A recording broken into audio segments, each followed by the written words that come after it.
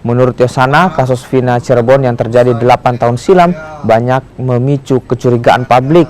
Yosana menyebut polisi harus tuntas mengusut pelaku kasus pembunuhan Vina dan juga Eki.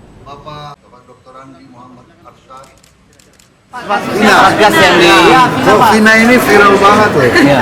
Kita minta kepolisian Republik Indonesia menuntaskan itu dengan baik.